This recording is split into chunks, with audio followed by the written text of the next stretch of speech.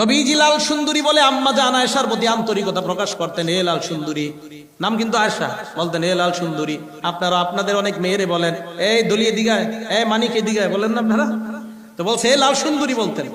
বলার পর কয় আতুহিব্বিনা আন তানজুরি ইলাইহিম, তুমি কি বর্ষা প্রতিযোগিতা দেখতে চাও? কয় জি হুজুর, মন চায়। আম্মা জান আয়েশা বলেন ইয়াখসিফুনা আলা, আম্মা জান আয়েশা বলেন নবী নিজের জুতাটা ছিঁড়া গেলে নিজে সেলাই করে, জুতা নিজে মেরামত করে। ওয়াফলি সাওবা, কাপড়টা ছিঁড়ে গেলে নিজে সেলাই। কথা কি? হঠাৎ স্ত্রীকে খুশি করে দিলেন, অথবা স্ত্রীকে এমন একটা নাম দিয়ে ডাকেন যে নাম ডাকলে উনি খুশি হয়ে যায়। কথার কথা আপনারা বলেন না, কিন্তু আবার শয়তান করেন না, খুব মুহাব্বতের সাথে, মানে ভালো কিছু বলা। দলিল দিচ্ছি আমি, আস-সুনানুল কুবরা কিতাবের নাম, হাদিস নাম্বার 8951 নাম্বার হাদিস। আম্মা জান আয়েশা বলেন হাফসি গোলামরা মসজিদে নববীর চত্বরে খেলতে আসছে, বর্ষা প্রতিযোগিতা। আমার দিকে নবীজি তাকায় বললেন ইয়া হুমায়রা, কি বললেন? হুমায়রা মানে লাল সুন্দরী। সুবহানাল্লাহ। নবীজি লাল সুন্দরী বলে আম্মা জান আয়েশার প্রতি আন্তরিকতা প্রকাশ করতেন। এ লাল সুন্দরী, নাম কিন্তু আয়েশা, বলতেন এ লাল সুন্দরী। আপনারা আপনাদের অনেক মেয়েরে বলেন এই দলিয়ে দিগায়, এই মানিকে দিগায়, বলেন না আপনারা? তো বলছে এ লাল সুন্দরী বলতেন। বলার পর কয় আতুহিব্বিনা আন তানজুরি ইলাইহিম, তুমি কি বর্ষা প্রতিযোগিতা দেখতে চাও? কয় জি হুজুর, মন চায়। এবার আমার দিকে তাকান। আম্মা জান বলেন ফাকামা বিল বাব, নবীজি দরজায় দাঁড়াইতেন। দাঁড়ানোর পর আমি আমার থুতনিটা ওয়াদাতু যাকনি আলা আতিকিহি, আমার থুতনি নবীর কাঁধে রাখতাম। রাখার পর আসনাতু ওয়াজহি ইলা খাদ্দিহি, আমার গালটা নবীর গালের সাথে লাগাইতাম। আপনি দেখেন আন্তরিকতা কাকে কয়। স্বামী স্ত্রীর মাঝে কি, কোন স্বামী? দুই জগতের শ্রেষ্ঠ যিনি। আমরা ঘরের মধ্যে এটা আপনার মানে বরে বরকতি হবে না কেন বলেন? একদিক দিয়ে স্বামী থাকে মোবাইলে ব্যস্ত, বিবি থাকে টেলিভিশনে ব্যস্ত, তো কিভাবে হবে ঘরে বরকত?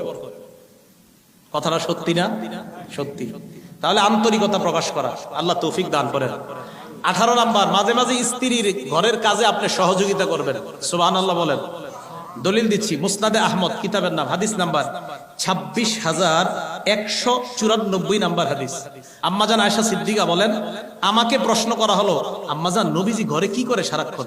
তো সাহাবারা মনে করছে সারাক্ষণ মনে নামাজ পড়ে ইবাদত বন্দেগী করে। আম্মাজান আয়েশা কয় তোমরা কি শুনতে চাও নবীজি ঘরে কি করে? কয় জি আম্মাজান শুনতে চাই। আম্মাজান আয়েশা বলেন ইয়াখসিফুনা আলা, আম্মা জান আয়েশা বলেন নবী নিজের জুতাটা ছিঁড়া গেলে নিজে সেলাই করে, জুতা নিজে মেরামত করে। ওয়াফলি সাওবা, কাপড়টা ছিঁড়ে গেলে নিজে সেলাই। ওয়াহলুবু শাতা, বকরির দুধ নিজে দহন করে। আমরা কত মুডি, কত অহংকার আমাদের হয়ে যায় দেখেন। আমি নিজেকেই বলতেছি, এই যে আমার এনে বসাইছেন না, কি এক ভাবসাব এসে যায় আমাদের মধ্যে। দুনিয়ার দুই জগতের শ্রেষ্ঠ মানুষ বকরির ওলান থেকে দুধ টানতেছে। ওয়াখদুমু নাফসা, ঘরের কাজ নিজে করতেছে। দুই জগতের শ্রেষ্ঠ মানুষ, আমাদের কত ক্রেডিট।